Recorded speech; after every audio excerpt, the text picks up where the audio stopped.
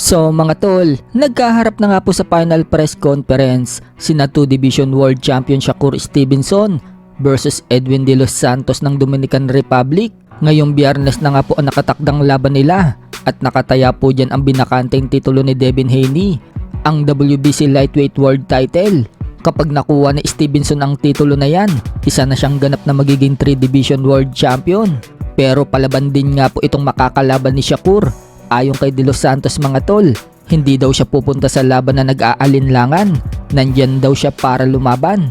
Noong marinig din daw niya na si Shakur Stevenson na makakalaban niya, agad daw niya itong inaccept dahil world title daw ang paglalabanan. Na alam naman daw lahat ng mga boksingero ay yun ang inaasam-asam.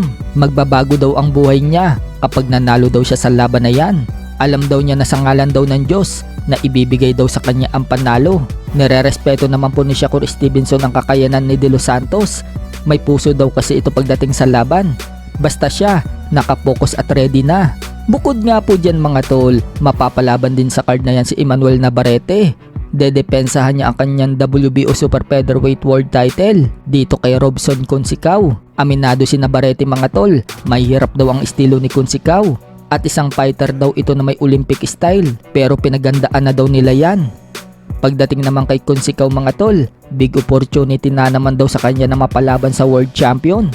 Kaya noong malaman daw niya na si Navarrete ang makakalaban niya, masaya daw siya at dali-dali din tinanggap ang laban. Sa kabilang banda naman mga tol, kung matatandaan, sumabog kamakailan ang balita na sinabi ng promoter ni Casimero na si Masayuki Ito ng Treasure Boxing Promotion na hindi daw maibibigay nito kay Casimero si Inoue sa ngayon. Agad nga po yung ibinalita ni Silver Boys TV sa kanyang channel at sinabing tinabla na daw si Casimero ng kanyang promoter. So nagsalita na nga po ang isa sa defender ni Casimero at kasama tuwing lalaban si Cuadro Alas na si Kuyang Joseph. Anya, fake news na naman daw si Silver Boys TV kay Casimero at TBP o Treasure Boxing Promotion. Sa katunayan umano, mangyayari pa din daw ang Inoue versus Casimero. Kailangan lang daw ni Casimero ng 1 or 2 fights na impresibo. Kumbaga, mapabagsak daw ang kalaban.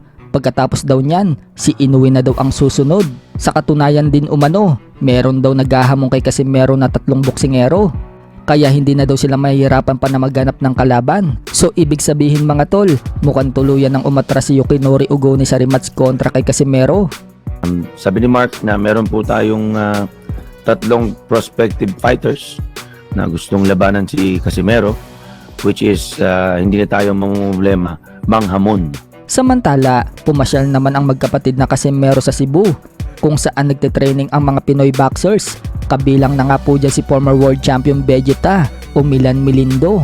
Nakipagkwentuhan nga po ang mga boksingero kay Cuadro Alas habang binablog ni Jason Casimero. Kaya may isang netizen mga tol ang nag-comment sa video na yan at sinabing wala na tong magkapatid. Vlogger YouTuber na lang talaga, wala nang pag-asa pa sa boxing. Agad naman nag-reply si Cuadro Alas mga tol at tinawanan lang niya itong comment.